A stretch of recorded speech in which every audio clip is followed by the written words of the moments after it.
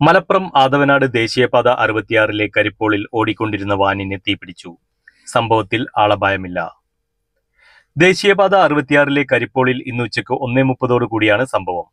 വളാഞ്ചേരി കഞ്ഞിപ്പുര ഗോഡൌണിൽ നിന്ന് ഫ്രഞ്ച് ഫ്രൈസുമായി കണ്ണൂരിലേക്ക് പോവുകയായിരുന്ന മഹീന്ദ്ര ബൊലെറോ വാഹനമാണ് അഗ്നിക്കിരയായത്. ശീതീകരിച്ച കണ്ടെയ്നർ സജ്ജീകരണം ഒരുക്കിയ വാഹനത്തിന്റെ ക്യാബിൻ ഭാഗത്ത് നിന്നാണ് ആദ്യം പുക ഉയർന്നത്.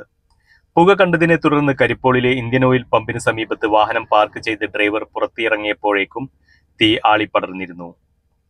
തുടർന്ന് സമീപത്തെ പമ്പിലെ ജീവനക്കാർ ഫയർ എക്സ്റ്റിംഗ്വിഷർ ഉപയോഗിച്ച് തീ കെടുത്താൻ ശ്രമിച്ചെങ്കിലും നിയന്ത്രണ വിധേയമായില്ല.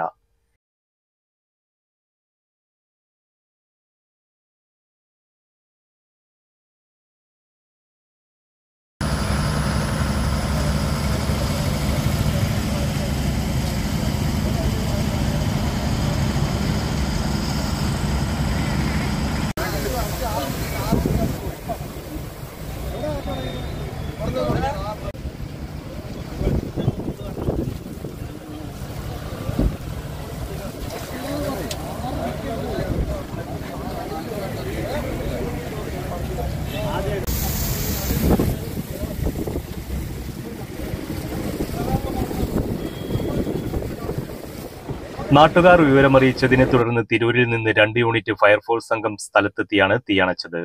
സംഭവത്തിൽ ആളപായമില്ല. News desk Valanchery online.